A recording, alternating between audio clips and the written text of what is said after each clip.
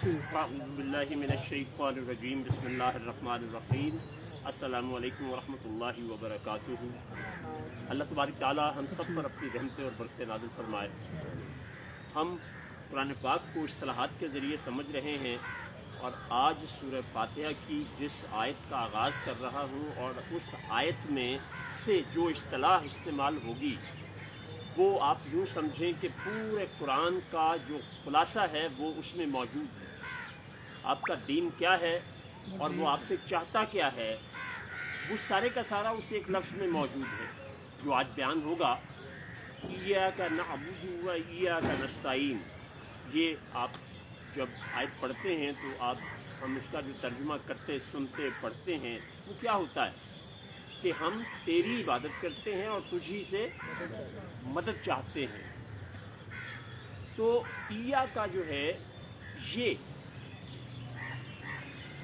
बहुत एम्फेसिस करने के लिए इस्तेमाल होता है और ये अकेला नहीं आता, ये ज़मीर के साथ आता है। असल चीज़ जो है वो नअबुदु है, जिसका मादा जो है वो आइन, बा और दाल है। अबदा, अब्द, जैसे हम कहते हैं अब्दुल्ला, अल्लाह का बंदा। ये होता क्या है, इसको उर्दू में और फ़ारसी में ग़ुलाम कहते हैं। तो अल्लाह का बंदा बनने या ग़ुलाम बनने का सबसे पहले मयार समझिए कि क्या होता है।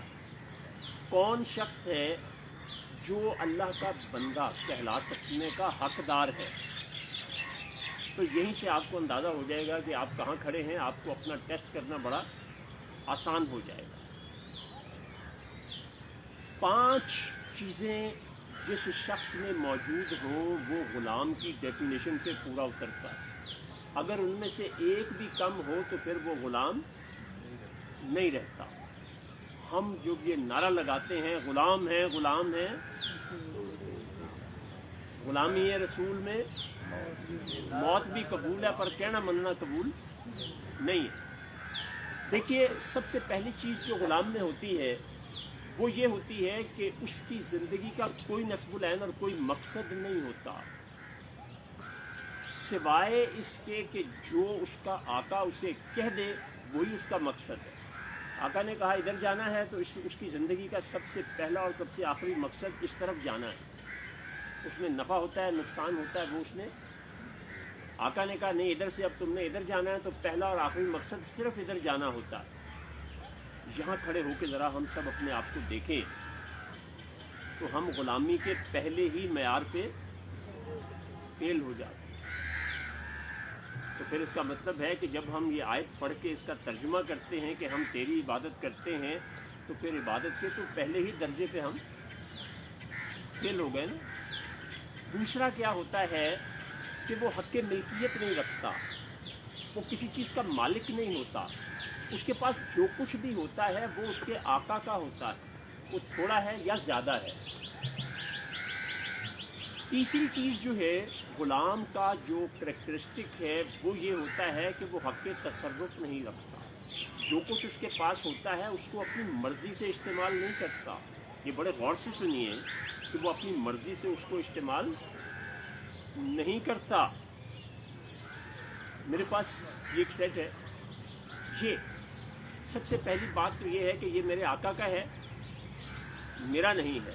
वो जब चाहे मुझसे वापस ले ले। अब हमारे साथ क्या होता है कि हम कहते हैं अल्लाह हम तेरी इबादत करते हैं, अल्लाह हमें एक चीज़ देता है, जैसे ही वो हमसे वापस लेता है तो अल्लाह से गिले शिकवे शुरू कर देते, नाशुक्री की तरफ आ जाते और हत्ता के बाद का मुँह से कुफर तक बोल जाते। तो फिर अगली चीज़ जो है वो उसको अपनी मर्ज़ी से इस्तेमाल नहीं करता। अल्लाह ने हमें हाथ दिए हैं, आंखें दी हैं, तो हम क्या इसको अल्लाह की मर्ज़ी से इस्तेमाल करते हैं या अपनी मर्ज़ी से इस्तेमाल करते हैं। ज़रा गौर करते जाइए मेरी बातों से कि हम बंदगी के मयार पे, अबदियत के मयार पे कहाँ खड़े हैं। चौथा ये है कि आका का हुक्म मानते हुए उसको जो तकलीफ़ें आती हैं वो उनको बर्दाश्त करता है। हम करते हैं। चौथे दर्जे पे भी फेल हो गए। आखिरी दर्जा बहुत ही बड़ा कि जब उसे कोई तकलीफ़ पहुंचती है अपने आका का हुक्म मानते हुए تو اس تکلیف کے پہنچنے کو وہ ایسے ہی خوشی سے برداشت کرتا ہے جیسے ماں اپنے بچے کی پرورش کے دوران پہنچنے والی ہر تکلیف کو برداشت کر رہی ہوتی ہے. پھر غلام بنتا ہے. غلام بننا آسان کام نہیں ہے. یہ نوکر خرید لینا کسی کو کسی کام کے لیے کسی وقت کے لیے ملازم رکھ لینا 8 گھنٹے کے لیے یا 30 دن میں 8 گھنٹے کی ملازمت پہ رکھ لینا یا دہاڑی پہ رکھنا، یہ شکلیں جو ہیں آجر اور اجیر کی ہیں، مزدور کی ہیں، بندے کی نہیں ہیں، عبد کی نہیں ہیں. عبد جو ہوتا ہے 24 گھنٹے کی زندگی اپنے آقا کی مرضی کے مطابق گزارتا ہے، پھر اس کو عبد کہتے ہیں، پھر وہ عبداللہ بنتا ہے. تو ہم یہاں کیا کہہ رہے ہیں کہ اے اللہ ہم تیری عبادت کرتے ہیں اور تجھی سے مدد مانگتے ہیں. جب ہم عبادت ہی نہیں کرتے ہیں اس کی تو پھر مدد کی حیثیت کیا رہ جاتی ہے؟ اب ہمارے ہاں جو عبادت کا عمومی تصور ہے وہ یہ ہے کہ ہم ریچولز کو پورا کرتے ہیں. ریچول سے مراد نماز پڑھنی، روزہ رکھنا، حج کرنا، خیرات کر دینا.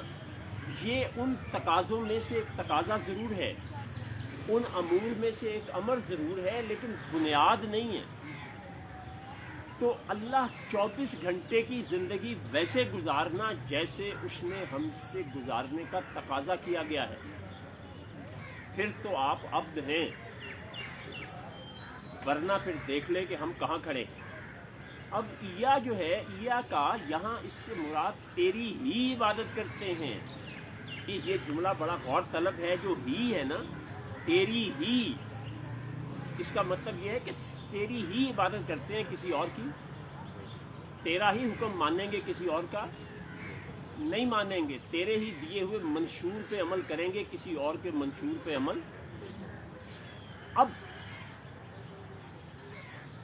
یہ آپ کو سمجھ آ گیا کہ عبد ہوتا کیا ہے. ابھی ہم نے صرف اتنا سمجھا ہے کہ عبد ہوتا کیا ہے.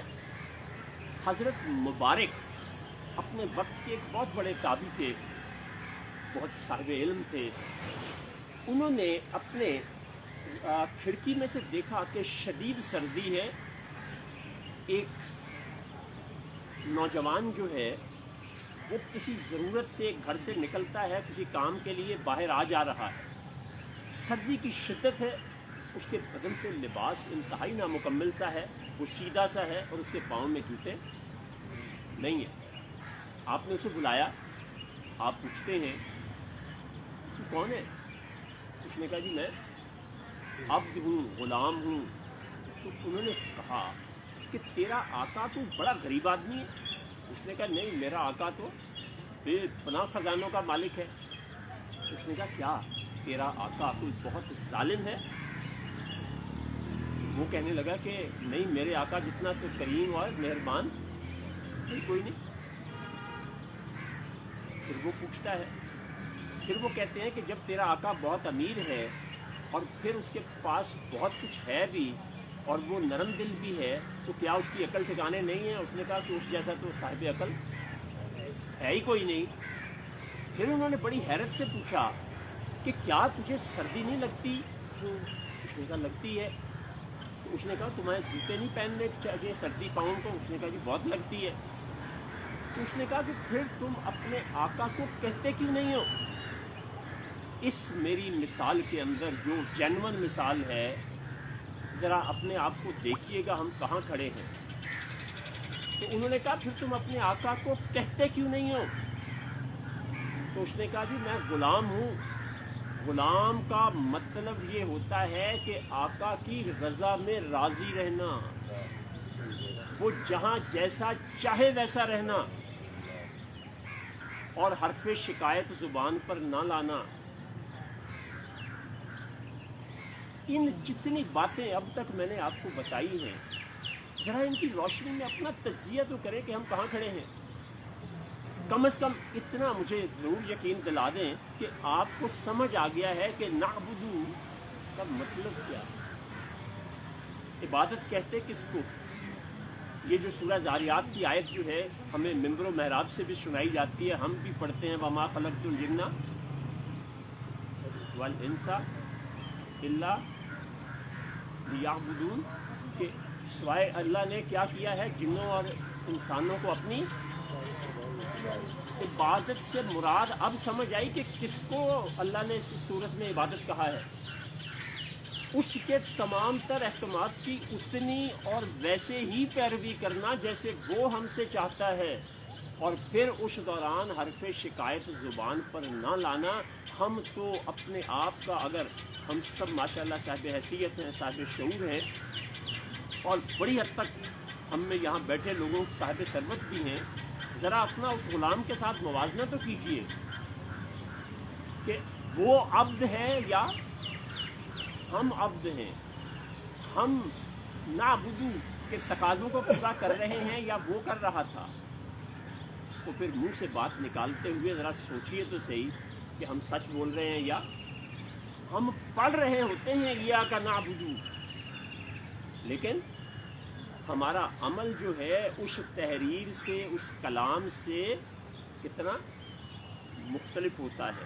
اس لیے ذرا برائے کرم اپنے آپ کو رکھیے اس مقام پر کہ بندگی کے جو تقاضے ہیں ان کو پورا کیسے کرنا ہے۔ اس کو پورا اس طرح سے کرنا ہے کہ عشق میں مرضیاں نہیں چلتی، جو یار کہے بسم اللہ، جو آقا نے کہہ دیا ہے، جس کی عبادت کا آپ دعویٰ کرتے ہیں، تو پھر ویسے ہی آپ نے کرنا۔ یہ آج مکمل نہیں ہوگا چونکہ میں نے آپ سے کہا تھا کہ تھوڑا ٹائم زیادہ لگے گا۔ کل آپ کو بندگی جو ہے وہ کتنی طرح کی ہوتی ہے اور وہ کس طرح سے ادا کی جاتی ہے، کل کا حصہ جو ہے وہ اس پر مشتمل ہوگا، جس میں ہم اجباری بندگی اور اختیاری بندگی یہ دونوں چیزیں سیکھیں گے، اور یہ دونوں چیزیں سیکھنے سے آپ کو اپنے اور دیگر تمام مخلوقات کے درمیان جو فرق ہے وہ واضح ہو جائے گا، اور اللہ نے کیوں آپ کو اشرف المخلوقات بنایا اور اس کے ساتھ ایک طاقت دی، وہ انشاءاللہ ہم نعبدو کی مزید تفصیل میں کل بیان کریں گے۔ بہت شکریہ۔